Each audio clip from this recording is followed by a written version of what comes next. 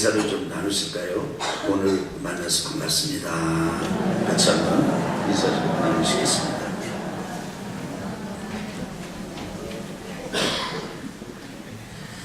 오늘 예배를 드리면서 또 말씀을 나누고 들으면서 우리가 정말 주의해야 될 것이 있습니다. 저는 여러분을 진심으로 축복합니다. 하나님의 말씀이 들려지게 되기를 축복합니다. 우리가 하나님의 말씀을 듣는 것하고 들리는 것하고는 차이가 있습니다. 우리가 이 귀, 이게 울려가지고 소리는 다 들리죠. 그런데 하나님의 말씀이 내게 들린다라고 하는 의미는 깨달아진다, 그런 뜻입니다. 하나님의 말씀이, 우리가 하나님의 말씀을 들을 때 깨달아지게 되기를 축복합니다. 근데 이렇게 깨닫지 못할 때, 하나님의 말씀이 들리질 않을 때, 어떤 분들은 그렇게 하소연하고 되면 무슨 말인지 모르겠다고, 도대체 나는 무슨 말인지 모르겠다. 여러분, 뜻없는 소리, 뜻없는 메시지가 있겠습니까? 이 예배 시간에 그저 기도하고 준비해서 증거하는 말씀인데 뜻이 있죠. 하나님의 음성이 있습니다. 하나님의 메시지가 있습니다. 그런데 이걸 이렇게 듣지 못하게 되는 데는 대략 한 3가지 정도의 이유가 있습니다. 첫째는 우리가 육신적인 성향, 육성, 이 육신적인 성향에 이렇게 묶여 있으면은 하나님의 말씀 안 들립니다. 사람의 소리로 들리고요, 이상하게 왜곡해서 듣기도 하고 이상하게 해석을 하게도 됩니다. 우리는 부모로부터 육신을 받아서 태어났습니다. 지금까지 살았습니다. 살면서 무관심을 경험하기도 하고, 냉담을 경험하기도 하고, 거절을 경험하기도 하고, 때로는 아주 심한 이런 비통함을 경험하기도 하고, 여러 인생의 이런저런 우여곡절을 겪으면서 살다 보면은 우리의 이 성향이, 우리의 그 인격이나 성품이나 성향 안에 똑같이 배타적이고, 그리고 거부하고 거절하는, 그리고는 그 잘 깨닫지 못하는 그런 성향이 생겨납니다. 이걸 우리는 육신 혹은 육적 성향이다, 이렇게 부릅니다. 여러분, 이기시기 바랍니다. 근데 두 번째로 듣지 못하는 이유가 있는데요, 귀신들 때문에 듣지 못해요. 여러분 아십니까? 영의 세계가 반드시 있습니다. 영적인 세계, 지금 우리가 보이는 게 전부가 아닙니다. 보는 게 전부가 아닙니다. 보이지 않는 세계가 있습니다. 영적인 세계가 있습니다. 우리가 잘 모를 때, 우리가 하나님의 은혜를 잘 모를 때는, 여러분, 하나님께서 말씀하시기를 마귀가, 사단이 이 세상의 임금이다, 마귀가 세상의 임금이다, 이런 걸 이해 잘 못합니다. 이해가 잘 안 됩니다.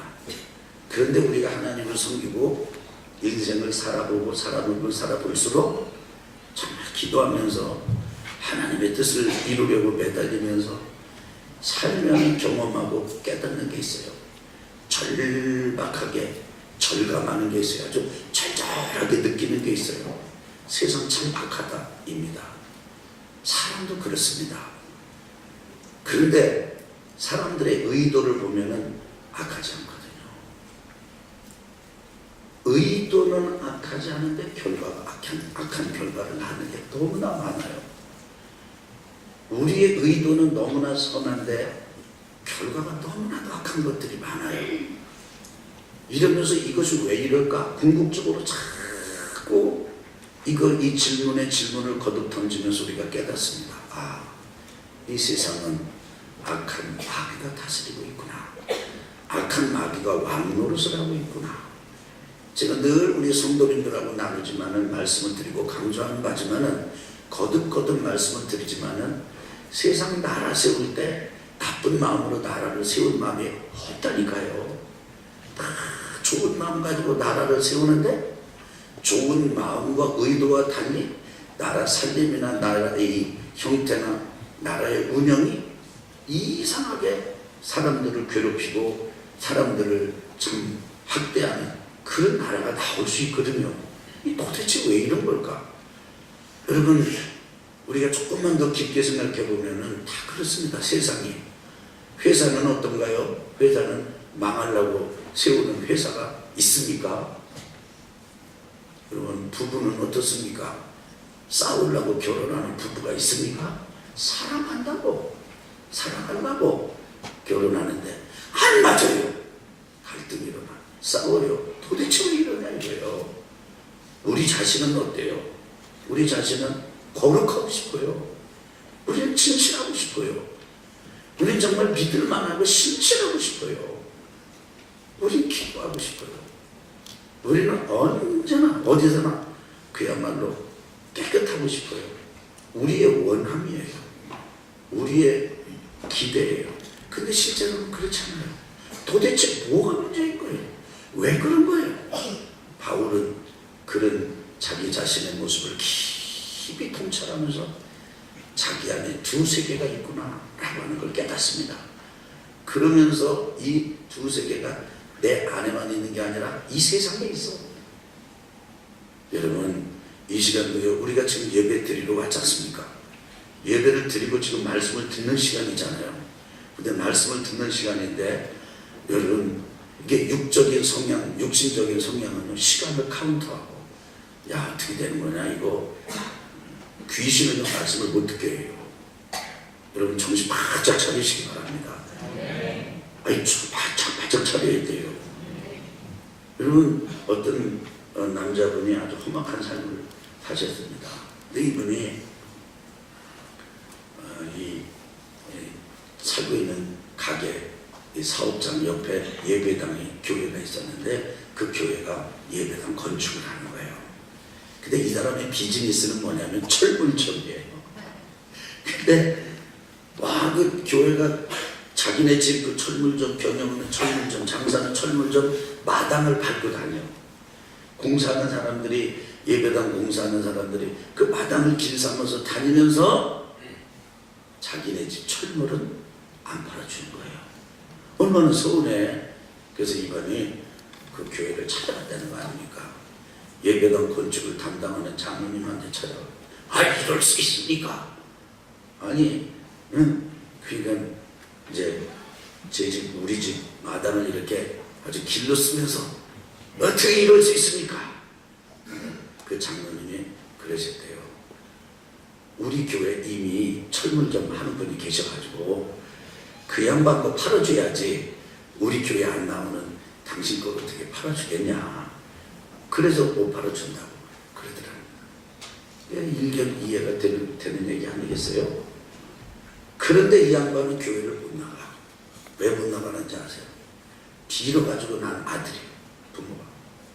그리고 어렸을 때부터 이 아들을 향해서 부모가 뭐라 했냐면 너는 교회 다니면 죽는다. 이렇게 죽을까봐 지금 교회를 못 나가는 거예요. 근데 가만히 생각해 보니까 부인을 보내면 되겠구나. 이렇게 생각해요. 부인을 보고 예배당 나가라고 시켰어요. 자기 속으로 그렇게 생각했대요. 마누라가 죽으면 새 장가 들으면 되지 뭐. 이런 신분을 가지고 나가라고 했다는 거예요. 아, 이게 부인이 나가니까 진짜 그 교회에서 참 이제 교인 낸 거라고 이렇게 팔아도 주고. 근데 그 예배당을 건축하는 그 옆에 있는 그 교회 그 장로님이 부산에서 붉은 벽돌로 진 예배당은 거의 다 지을 정도로 그렇게 아주 이 건축업을 하시는 분이래요. 그분 따라다니면서 돈을 많이 벌었대요. 그렇지만 교회를 안 다녔어요. 근데 양반이 교회를 다니게 된 결정적인 계기가 있습니다. 자기 부인의 병이 들은 거예요. 죽을 병이 들은 거예요. 하여간 짧은 시간에 다 말씀드릴 수는 없지만 우여곡절 끝에 이리저리 해보다가 어느 분의 기도를 받으러 가게 됩니다. 기도를 받으러 들어가는데 이 남편은 여전히 이 하나님께 대한 아주 깊은 어떤 은혜 이런 거를 잘 모릅니다. 뭐 깨닫지는 못하는 거예요. 깨우치지 못하는 거예요. 들리지 않는 거예요. 부인만 드러내는 기도밖에 하고 자기는 밖에 있었습니다. 그런데 기도해주는 그분이 남편을 불러오라고 해가지고 불러드리더라는 거예요. 그러더니 아니 부인 병 고치려고 기도받으러 왔으면 당신이 겸손하게 와야지. 어찌 이렇게 교만하냐. 부인 살리려면 겸손해라. 그 얘기를 듣는데 정신이 번쩍 들어가지고 이제 정신을 차리고 기도를 받는데요. 기도하는 그 시간부터 하나님의 역사해가지고 자기 부인이 살아난 거예요. 죽을 뻔해서 살아난 거예요. 이 양반이 그것이 계기가 돼가지고 은혜를 받았어요. 말씀이 들리기를 시작했어요. 왜 여러분 말씀 못 듣는지 아십니까? 교만해가지고 그래요. 다양한 지식 몇 푼 붙잡고 얼마나 사람들이 교만한지 몰라요. 다양한 돈 좀 얼마 좀 있다고 먹고 살만하다고 얼마나 사람들이 교만한지 몰라요. 여러분의 말씀을 듣고 회복이 되고 살아나고 인생을 회복이 되고 정말 진정한 의미에서 신앙의 그 맛을 알고 하나님의 나라를 경험하고 사는 것처럼 살고 삶의 의미와 희망을 경험하기를 원하신다면 육적인 성향을 망치로 깨뜨리듯이 여러분 아주 부숴버리시기를 바랍니다. 예수 그리스도의 이름을 붙잡고 여러분이 듣지 못하도록 만드는 귀신들을 흑암의 세력들을 대적하시기 바랍니다. 자꾸 교만해지려고 하고 판단하려고 하고 그 다음에 이렇게 대대한 마음이 들거든 여러분 일부러라도 목을 부들부들하게 만들고 심령을 부들부들하게 만들어서 겸손하게 만드시길 바랍니다. 그래서 말씀이 들리길 바라요. 그럼 하나님의 말씀을 들어야 되고요. 뭐 해야 되고요? 들어야 되고요. 두 번째는 들려서 깨달아야 돼요. 세 번째로는 들어서 깨달은 말씀들 내 삶에 적용해서 내가 깨져야 돼요. 내가 깨져야 되는 거예요. 이 은혜가 있어야 돼요. 오늘 이 은혜의 시간이 되시기를 예수 그리스도의 이름으로 축원합니다. 축원합니다. 이럴 때 그냥 아멘도 한번 해봐요. 겸손하게. 아멘 꼭 해야 되나?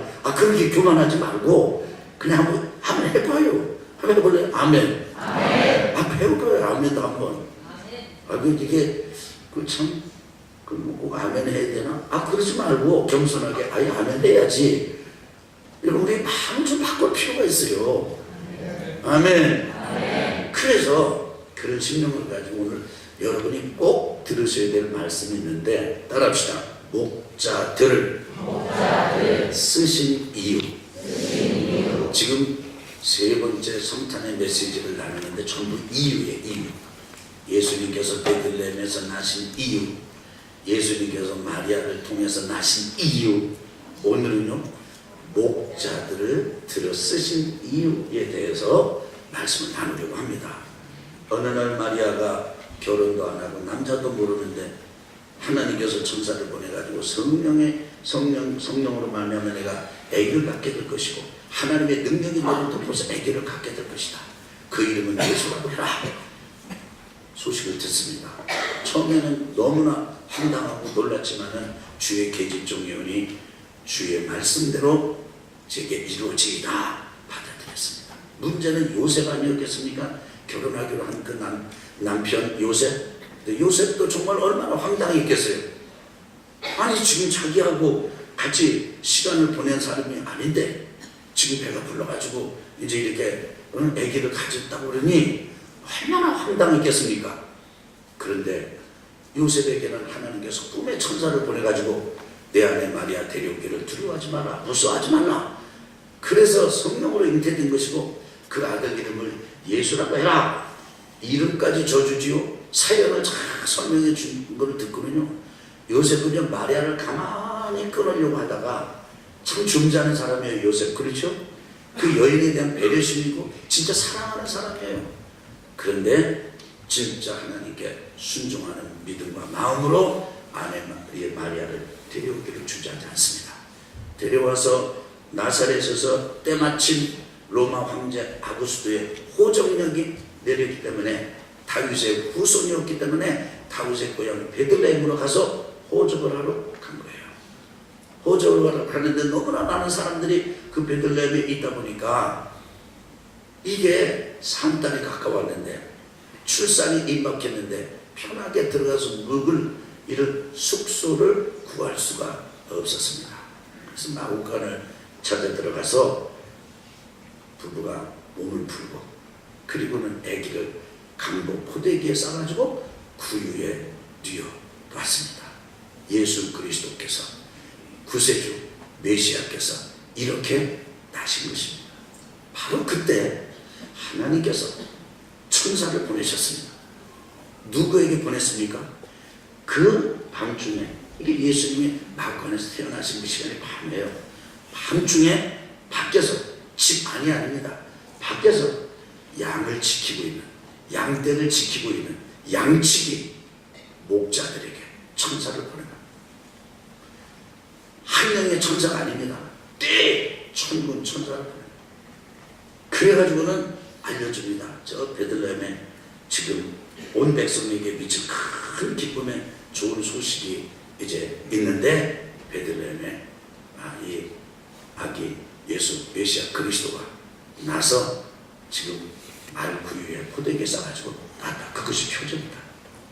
이것이 하늘에는 영광이고 땅에는 기뻐하심을 입은 자들에게는 평화가 될 것이다. 와, 그냥 천군 천사가 막 찬양하고 뭐 이렇게 목자들한테 그 소식을 전해주는, 목자들에게 지금 뭐가 열린 겁니까? 하늘이 열린 겁니다. 하늘 문이 열린 거예요. 영계가 열린 거예요.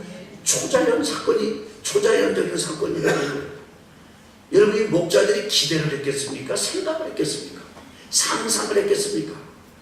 그야말로 양떼를 지키고 있는 그 한밤중에, 여러분 이 팔레스틴 땅, 이스라엘 사람들이 사는 땅은요, 겨울만이 아니라 한여름에도 밤에 밖에서 지내는, 밖에 나지는 굉장히 춥다고 합니다. 저는 뭐 밤에 그렇게 그 이스라엘 국가에서 돌아다닌 적은 없어요. 그치만 그 날씨가 그렇대요. 그러니까 이 사람들은 그냥 양떼를 지키고 밤에 누가 양이 물어가나 어떤 짐승이 물어가나 이게 지키느냐고 정신이 없는데, 그런 목자들에게 갑자기 눈앞에 또 다른 세계가 펼쳐지는 거예요. 눈에 보이는 세계, 육의 눈으로 보는 세계가 아니에요. 그 전까지 보지 못했던 세계가 쫙 펼쳐지는 거예요. 그 천사가 등장해요. 천사의 떼가 등장해요. 메시지가 들려. 와, 이런 얘기를 듣고요, 이게 목자들이 이제 베들레헴을 찾아가는 겁니다. 그리고는 이 목자들이 가서, 여러분 목자들이 뭐가 전문이에요? 이 베들레헴 이 목자들은 그 밖에서 있었지만 그 동네 사람이거든요. 베들레헴 사람이라고요. 목자들이 베들레헴 사람이라고요. 그러니까 이 사람들은 베들레헴 동네를 잘 알아요. 베들레헴이 큰 동네가 아니에요. 목자들이 그 중에 잘하는 게 마구간이에요. 그 중에 잘하는 게, 여러분 중에도 시골에서 태어난 분들은 아실 거예요. 누구네 집 그러면 거기 외양간이 어느 쪽에 붙었는지 그거 금방 아는 거예요. 이게 목자들에게는 그 동네 상황을 너무 잘 알아요. 누구네 집 외양간이 어떻게 있고 이거 너무 잘 알아요. 그 소식 듣고는 베들레헴을 찾아가지고 드디어 말구유에 포대기에 쌓여서 누워 계신 아기 예수님 보고 경배합니다. 소식을 전합니다. 첫 번째 방문자, 예배자, 경배자 자들이에요. 왜 하나님께서 이런 목자들을 쓰셨습니까? 세 가지 말씀드립니다. 목자를 하나님께서 쓰신 이유, 첫째는 하나님께서는요, 낮고 천한 자들을 들어 쓰십니다. 여러분, 여러분과 저를 보고 우리 중에 담대하게 일어나가지고 나는 높은 사람이다, 나는 문거리 좋은 사람이다, 나는 감리 좋은 사람이다, 그랬을 분 계십니까? 사도 바울이 고린도 교회를 이제 향해서 편지를 보내셨는데, 바울이 고린도 교인들을 보니까, 고린도 교회를 생각하고 고린도 교인들을 생각해 보니까, 와, 어쩌면 고린도 교회 안에는 강한 사람이 없고 문거리 좋은 사람이 없습니다. 있는 사람이 없고. 그래가지고 바울이 그 고린도 교인들을 향해서 이렇게 말합니다. 너희 한번 봐라. 너희 부르심을 한번 봐라. 너희 같이 믿는 사람들을 한번 봐라. 우리 옆에 분들 한번 봐요. 봐라. 강한 사람이 있냐, 문거리 좋은 사람이 있냐, 뭐가 있냐. 그런데 우리 하나님은, 우리 누구요? 우리 하나님. 우리 누구예요? 하나님. 따라합시다. 우리 하나님은, 우리 강하게, 우리 하나님은. 바울이 고린도 교인들 보고 화내시는 것 같아요. 그러니까 우리 하나님 이렇게. 근데 바울이 고린도 교인들 보고 얘기를 하는데 뭐라고 얘기를 하냐면, 한번 따라합시다. 약한 자들을 들어쓰셔서. 따라 해봐요. 약한 자들을 들어쓰셔서 강한 자들을 부끄럽게 하시고. 우리 하나님은 너무 멋지셔. 낮은 자, 약한 자, 천한 자들을 들어쓰셔가지고 강한 자를 부끄럽게 하신다는 거예요.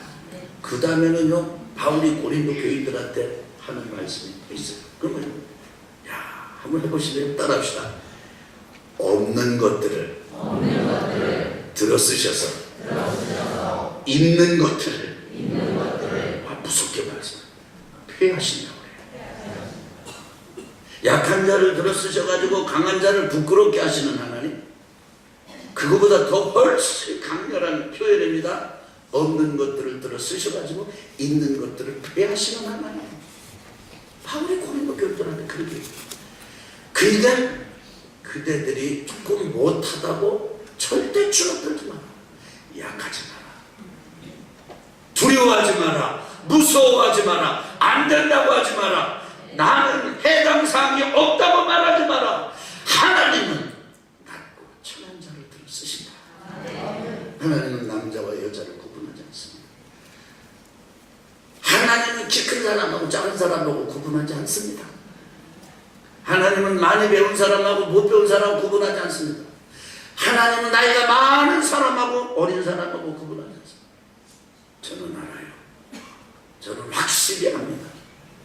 신앙생활을 10년, 20년, 30년 했어도요, 10년, 20년, 30년 하면서 했던 일, 충성한 일, 하나님의 영광을 드러내는 일이 만약에 열이라고 한다면, 요양원에 혹은 요양병원에 마지막 삶의 마무리, 인생의 마무리를 하기 위해서 누워있는 그 노인 한 분이 그 순간에 예수님 영접하고 그 순간에 충성하고 하나님 앞에 들어 쓰임받으면 다른 사람 10년, 20년, 30년 한 것보다 더 큰 일을 순간에 할 수 있는 게 하나님의 나라예요.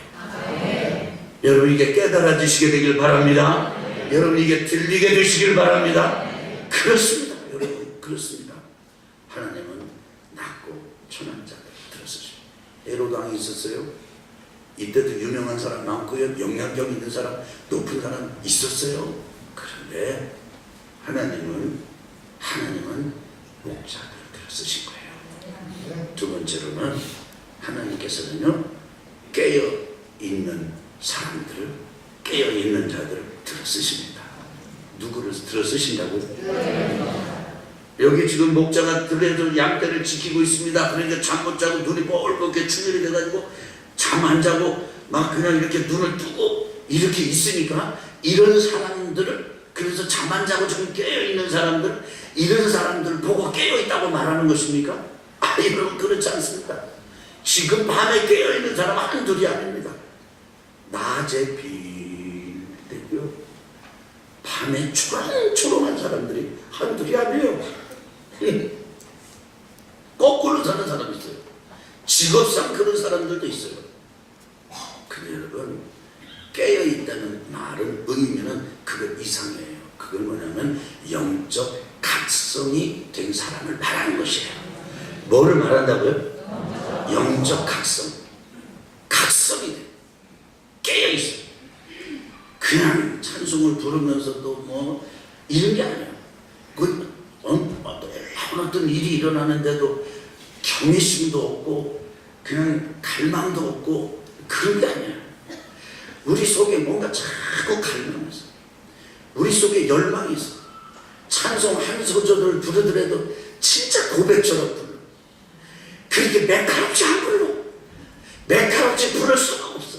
미안합니다. 이 참 전문 용어예요. 매카롭다는 말이 이게. 여러분 기도 한마디를 해도 그렇게 할 수가 없는 거예요.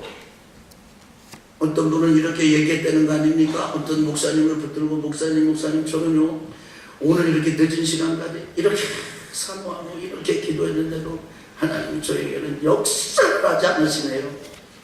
어떻게 하면 좋지요? 기도 좀 해주세요.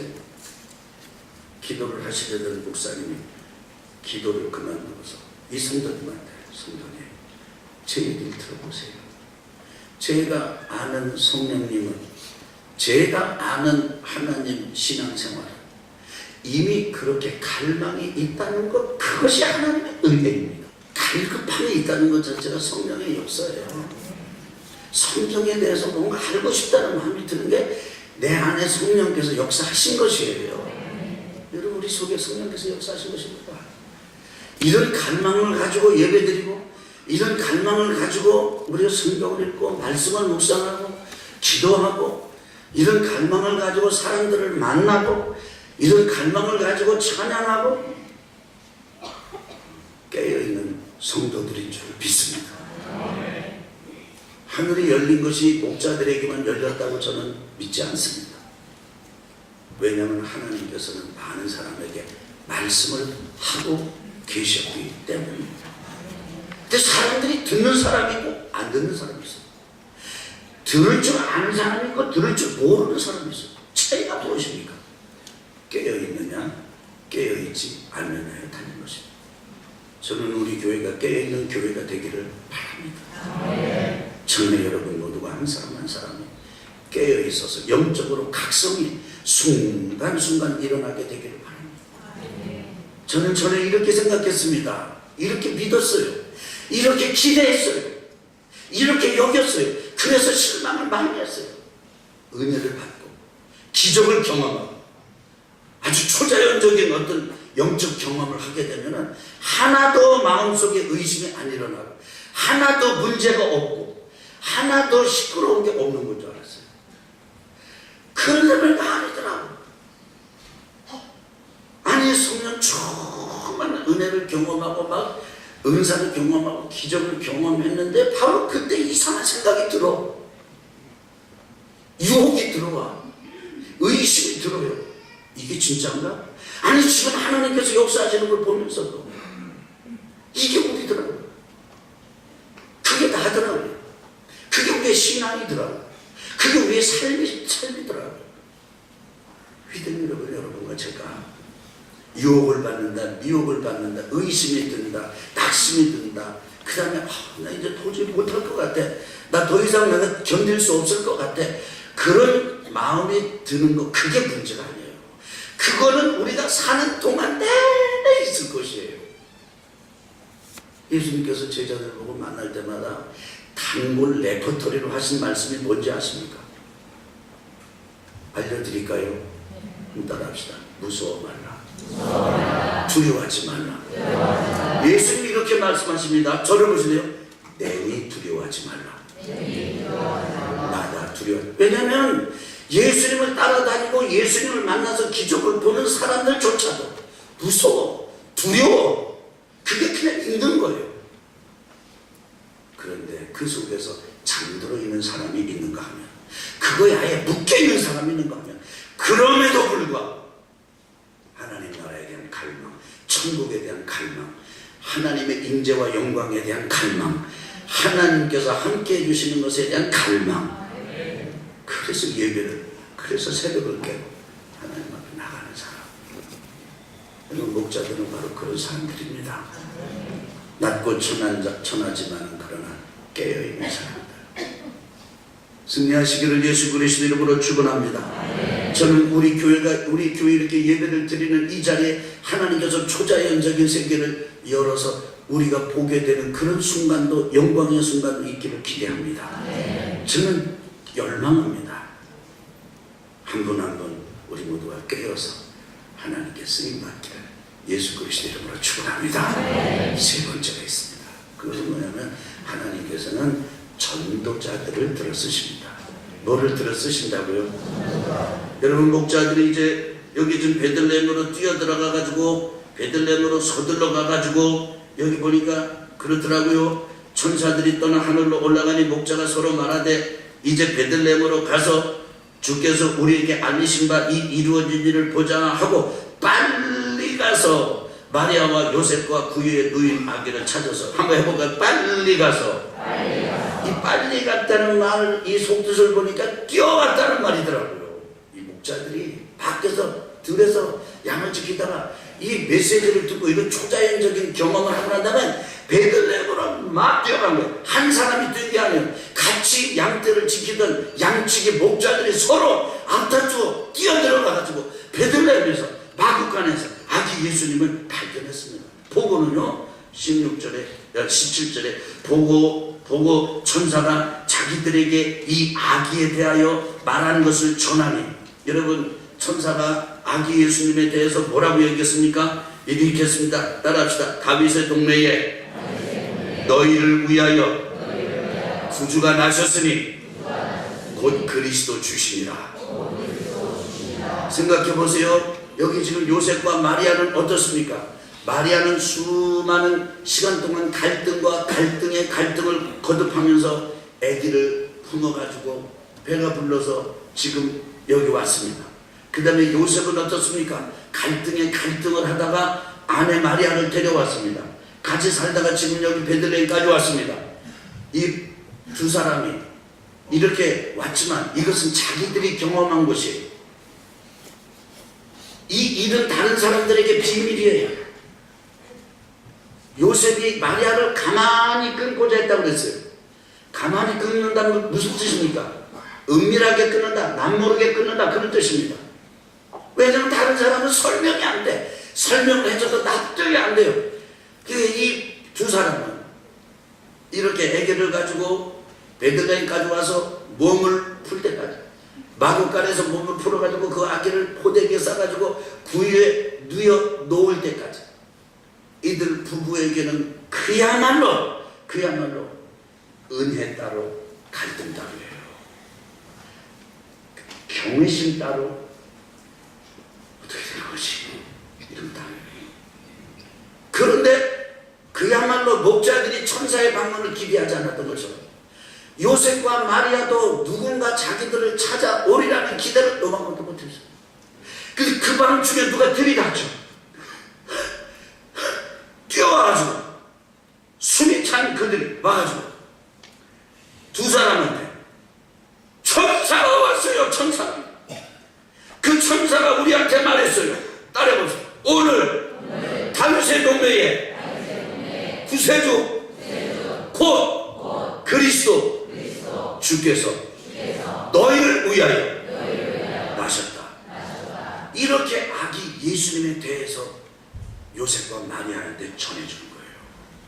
하나님께서 천사를 통해서 목자들에게 전해주신 예수님에 대한 도, 우리는 십자가에 달린 예수님을 못 믿겠다고 하는 겁니다.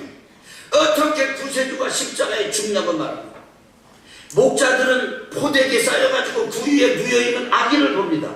어떻게 아기 보고 구세주라고 말할 수가 있습니까?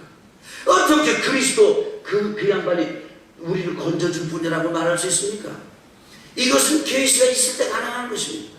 하나님께서 천사를 통해서 목자들에게 이렇게 알려주었기 때문에 가능한 거예요.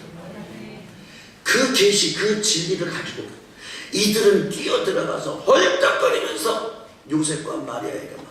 오늘 다윗의 동네에 우리를 위해서 구세주 그리스도 주께서 나셨습니다. 이 아기입니다. 드디어 찾았습니다. 이것은 여러분 요셉과 마리아에게는 엄청난 격려가 되었을 것입니다. 놀랬다고 했어요. 요셉과 마리아가. 근데 놀란 게 뭐예요? 왜 놀랬을까? 들켜서 놀란 거예요? 아니잖아요. 자기들만의 은밀한 비밀이었는데 우와 확증이 됐어. 생각해 보세요. 우리 나만의 어떤 아주 은밀한 하나님과의 비밀을 가지고 있는데, 그래서 아주 신령한 영적인 비밀을 가지고 있는데 차마 말 못해. 왜냐하면 말해봤자 미쳤다고 하고 말해봤자 무난한 이게 받아들이지 못하고. 근데 어떤 사람이 와가지고 얘기를 하는데 보니까 내 비밀을 소상하게 하나님이 알려주셨다고 계시를 받고 와가지고 얘기를 해줘. 얼마나 위로가 됐어요. 그래서 마리아는 그들의 말을 심중에 생각했다고 그랬어요. 그게 뭡니까?